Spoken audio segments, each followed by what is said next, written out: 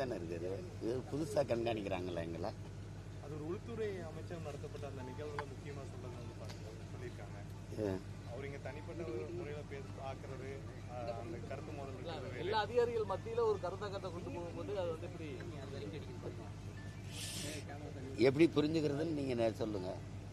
இந்திய அரசியல் அமைப்பு அதன்படி நாங்கள் பதிவு செஞ்சு தேர்தல் ஆணையத்தில் 13 ஆண்டுகளாக இந்த அரசியல் இயக்கத்தை நடத்துகிறோம். ஒரு மக்கள் இயக்கம், மக்களோடு சந்தித்து தேர்தலில் நின்று அவங்களே சின்னம் கொடுத்துருக்காங்க, நின்றுருக்கோம். 36 லட்சம் வாக்கை வாங்கி 3வது பெரிய கட்சியாக வந்து தனிச்சு நின்னே அங்கீகாரத்தை பெற்ற ஒரு கட்சியாக இருக்கும்போது நீங்கள் திடீர்னு இதை பிரிவினைவாத இயக்கம் அதை வந்து நீங்கள் கண்காணிக்கணும் அப்படின்னா, இவர் தான் நாட்டை ஆள்றாரா? ஏற்கனவே என்னை ரைடு விட்டு போனால் பார்த்தாங்கல்ல, அவங்களுக்கு தெரியாதா நாங்கள் பிரிவினைவாத இயக்கமா இல்லையான்னு? எதை வச்சு பிரிவினைங்கிறாரு? ஒரு அடிப்படை தகுதியே எல்லாமே நீ எல்லாம் இப்படி ஐபிஎஸ் என்ன? எதை வச்சு பிரிவினைங்கிற? தமிழ் சாவனிஸ்டுங்கிற. தமிழன் நான் தமிழன்னு சொல்றது உனக்கு சாவனிசம்னா எதுக்கடா இவ்வளவு மொழிவழி மாநிலங்கள் பிரிச்சாங்க? எதுக்கு பிரிச்ச? தெலுங்குக்கு ஒரு மாநிலம், கேரளாவுக்கு மலையாளிக்கு ஒரு மாநிலம், பீகாரிக்கு ஒரு மாநிலம், குஜராத்திக்கு ஒரு மாநிலம், எதுக்கு பிரிச்சாங்க?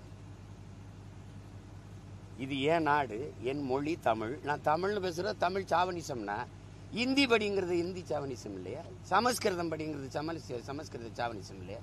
அதை பேச ஒரு தடவை பேசு. நாங்க தமிழர்கள் தமிழர்னு பேசுறதுல உனக்கு சாவனிசம் எப்படி வருது? எப்படி வருது? அப்ப பிரதமர் மோடி உலக மொழிகளின் தொன்மையை தமிழில் இருந்து அறியலாம், உலக மொழிகளின் மூத்த மொழி தமிழ், அது எங்க நாட்டில் இருப்பது பெருமைங்கிறாரு, அது தமிழ் சாவனிசம் தானே? இந்திய மொழிகளின் தொன்மையை தமிழில் இருந்து அறியலாம்ங்கிறாரு, அது தமிழ் சாவனிசம் தானே? முதல்ல உன் தாய்மொழி எது? உன் தாய்மொழி எது? நீ முதல்ல நீ சொல்லு. நீ உண்மையிலே தமிழ் தாய்க்கும் தமிழ் தகப்பனுக்கும் பிறந்திருந்தா தமிழ் சாவனிசம்ங்கிற வார்த்தை நீ உச்சரிப்பியா? நீ என்னது? உனக்கு மட்டும்தான் பொண்டாட்டி புள்ள குடும்பம், எங்களுக்கெல்லாம் இல்லை. என் குடும்பத்தைன்னு ஏன்னா நீ என்னென்ன சேட்டை பண்ணி எங்க குடும்பத்தை, என் மனைவியை, எங்க குடும்பத்தை, என் தாய் தந்தையரை, எங்க கட்சியில் இருக்க பிள்ளைகள் எல்லாம், என் தங்கச்சியில் இவ்வளவு இழிவா பேசுறதுக்கு வழக்கெடுப்பியா? வழக்கெடுப்பியா? சரி, இந்த அதிகாரம் இந்த காய் சட்டில் எத்தனை வருஷம் இருப்ப? எத்தனை வருஷம் இருந்துருவே? நீ எத்தனை வருஷம் இருப்ப? ஒரு 50 வருஷம், இன்னும் ஒரு 40 வருஷம் இருப்பியா? இன்னும் ஒரு 30 வருஷம் இருப்பியா? அதுக்கப்புறம் இறங்கித்தானே தம்பி ஆகணும் கீழே. ஆனா நான் இங்கே தான் இருப்போம். பார்த்து பேசணும், பார்த்து இது பண்ணணும். இவ்வளவு பேரு சரி, பிரதமர், உள்துறை அமைச்சர் எல்லாம் தொடங்கி வச்ச விருதுல எல்லாரும் பேசுனது வராம நீ பேசுறது மட்டும் வெளியில வருது எப்படி? அந்த காணொலி மட்டும் எல்லா ஊடகத்துக்கு வருது எப்படி? நீ தான் ரகசியம் பாராட்டுறிய? நீ உறுதி பிரமாணம் எடுக்கும்போது இப்படித்தான் எடுத்திய? இதான் உன் வேலையா? என் கட்சியை குறை சொல்றதுக்கு தான் நீ ஐபிஎஸ் ஆகி வந்திருக்கிய இங்க? சரி, மோதுறதுன்னு ஆயிடுச்சு, மோதுவோம் வா. ஏன்னா நீ என்ன பண்ணுவ? நீ என்ன பண்ணிடுவ? நீ என்ன பண்ணுவேன்னு சொல்லு. ஆற்றால் நீ ஒரு ஐபிஎஸ். பெஞ்சல் புயலுக்கு முதல்வர் 2000 கோடி கேட்டிருக்காங்க. மத்திய அரசு இது வரைக்கும் அந்த அதிகாரிகள் மட்டும் அனுப்புறாங்க. எப்படி பார்த்துருக்கோம்? நிதி உதவி, நிதி நிவாரணம், இது ஒன்றும் புதுசு இல்லையே. எந்த புயல் பாதிப்புக்கு எங்களை வந்து பார்த்து கருணையோடு பார்த்து உரிய நிதியை ஒதுக்கி இருக்கு மட்டும். தானே புயல் இல்லை ஓகி புயல் சொல்லுங்க. 200 பேர் 100 பேருக்கு மேற்பட்டவர் நாங்கள் செத்தோம். நான் இது கன்னியாகுமரியில் தத்தளிச்சு நிற்கும் போது நீங்கள் கப்பற்படையை அனுப்பி எங்களை காப்பாற்ற முயற்சிக்கல. செத்து விழுந்த உடலை எடுத்து மரியாதையை அடக்கம் பண்ணிக்கிறதுன்னு சொல்லி என் மக்கள் கேட்கும்போது நீங்கள் உதவலை. தானே புயலில் நீங்கள் வந்தீங்களா? ஓகி புயலுக்கு வந்து உதவுனீங்களா? அதுக்குரிய இடர் நீக்க நிதியை கொடுத்தீங்களா? இப்போ இது கொடுத்துட போறீங்க? இது தமிழ்நாடு அரசு தான் முடிவு எடுக்கணும். நீங்கள் அவங்ககிட்ட நயந்து தர முடியாது வரின்னு சொல்ல முடியுமா? முடியாது. எனக்கு போக தான் மிச்சம். உனக்கு மத்திய அரசுக்கு நிதி ஏது? நிதி ஏது? மத்திய அரசுன்னு ஒன்று இருக்குல்ல, இந்திய ஒன்றிய ஆட்சியாளர்களுக்கு நிதி ஏது? நாங்கள் கொடுக்கறதானே. மாநிலங்களின் நிதி தானே உங்க நிதி.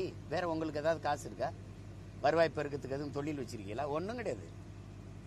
நீங்க கட்டுற வரி, நான் கட்டுற வரி, இவர் கட்டுற வரி, நீங்க நீட்டி இருக்கிற இந்த ஒளி வாங்கிக்கு ஒரு வரி இருக்கு, நான் போட்டிருக்க இந்த சட்டைக்கு ஒரு வரி இருக்கு. இந்த வரியை எடுத்து எடுத்து வச்சுக்கிட்டு பேரிடர் காலங்களில் கூட எங்களுக்கு உதவலைன்னா அந்த பணம் எதுக்கு? ஆனால் எங்களுக்கு நாட்டுப்பற்று இருந்துடணும். தேசப்பற்று இருந்துடணும். இந்த கேள்வியை நாங்கள் கேட்டோன்னு வச்சுங்க, தேச துரோகி ஆயிடுவேன், ஆன்டி இண்டியன், அப்பத்தா இண்டியன்லாம் ஆயிடுவேன். ஆனால் நான் கேள்வியே கேட்கக்கூடாது. எப்படி இருக்கு பாருங்க. இன்னைக்கு நான் பேசுறது, அன்னைக்கே எங்க தாத்தா தெய்வ திருமண முத்துராமலிங்க சொல்ற, நீ ஊமையா இருக்கிற வரை உன்னை தேசியவாதி ஜனநாயகவாதின்னு சொல்லுவான், நீ உரிமைன்னு பேசிட்டா உன்னை தேச துரோகின்றான்றாங்கிற. அதானே இப்ப நடக்குது. இது என் உரிமையா இல்லையா? நான் வரி கட்டினேன், நீ வச்சிருந்த. பேரிடர் காலங்களில் எனக்கு பீகார்ல வெள்ளம் ஏற்பட்ட போது, குஜராத்தில் பேரிடர் ஏற்பட்ட போது இப்படித்தான் பண்ணீங்களா? உடனே நிதி ஒதுக்குனீங்கல்ல. அப்போ அதுக்கு இவங்க தான் தினம் போய் சந்திக்கிறாங்க, பேசுறாங்கல்ல. இத்தனை பேர் போனாங்க, ஐயா நேரு போயிருக்கிறாரு, எல்லாரும் போனாங்க, ராஜ்நாத் சிங்கை சந்திச்சிருக்காங்க, பல அமைச்சர் பெருமக்கள், ஐயா தென்னரசு போயிருக்காங்க, எல்லாரும் போயிருக்காங்க, நிதி அமைச்சரெல்லாம் பார்த்துருக்காங்க, அம்மையார் கனிமொழி எல்லாம் சந்திச்சிருக்காங்க. என்ன பேசுனாங்க சொல்லுங்க, என்ன பேசுனாங்க? கொடுமை. நாடகம் தெரியுதுல்ல, நாடகம். இதை கொண்டு வர சொன்னது யார்? தம்பி அண்ணாமலை கூட சொல்றாரு, கேட்டதே இவங்க தான். 2 ஏக்கர் தான் நாங்கள் பல்லுயிர் பெருக்கத்துக்கு அந்த இடத்துக்கு எடுத்திருக்கோம், மீதியில் நீங்கள் வந்து எடுங்கன்னு கூப்பிட்டதே இவங்க தான்.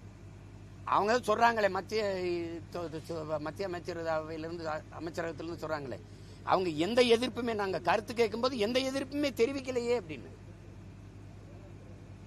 மாறி மாறி அது அதிமுக ஆட்சியில் வந்துடுச்சு, அவங்க அனுமதி கொடுத்துட்டாங்க எடுக்க சொல்லி, இப்போ நாங்கள் தடுப்போம்ங்கிறீங்க. ஆனால் அது பார்த்தா இவங்க தான் வந்து எடுங்கன்னு சொல்லியிருக்காங்க. இப்போ நானும் அதான் சொல்கிறேன், எடுங்க பார்ப்போம். நீ எடுத்துருங்க, நீ டங்ஸ்டன் சுரங்கத்தை நீ தொட்டு எடுத்துரு பார்ப்போம். எனக்கு இந்த தேர்தல் நிற்கிறது ஜெயிக்கிறது அதெல்லாம் 4ஆம் பட்சம். எனக்கு என் மண்ணும் மக்களும் தான். இந்த மண்ணில் இந்த மண்ணின் வளமும் நிலமும் ஒரு பிடி போயிடக்கூடாது தான் என் பாட்டன் தூக்கில் தொங்கினான். தீரன் சின்னமலையிலேருந்து மருதுபாண்டியிலிருந்து எங்கள் பாட்டை இங்கே போராடி செத்ததெல்லாம் அதுக்குத்தான், செக்கு எடுத்ததெல்லாம் அதுக்குத்தான். நீ அப்படியே வந்துக்கிட்டு மீத்தேன் எடுக்கிறது, ஈத்தேன் எடுக்கிறது, நிலக்கரி எடுக்கிறது எல்லாம் எடுத்துகிட்டு போகிறது, நரிமணத்தில் வந்து பெட்ரோல் எடுத்துகிட்டு போகிறது, இங்கே வந்து டங்ஷன் வந்து எடுத்து சுரங்கத்தை வச்சு எடுத்துகிட்டு போகிறது. இந்தியாவில் என் நிலத்தில் தான் டங்ஷன் இருக்குது, இங்கே தான் மீத்தேன் இருக்குது, வேற இடத்துல இல்லை. காவிரி படுகையில் இருக்குல்ல, கங்கை படுகையிலும் இருக்குல்ல, எடு அங்கே. இந்தியாவில் வேற எங்கேயும் மலை இல்லை, என்கிட்ட தான் மலை இருக்குது, அங்கே தான் நீட்டு ஆய்வு செய்வேன். வேற எங்கேயும் நீட்டு ஆய்வு எடுக்க பண்ண முடியாது. ஏன்னா அப்பன் இல்லாத வீடு மாதிரி தலைவன் இல்லாத நாடா இது தட்டுக்கிட்டு இருக்குது. அது கேட்க நாதி கிடையாது.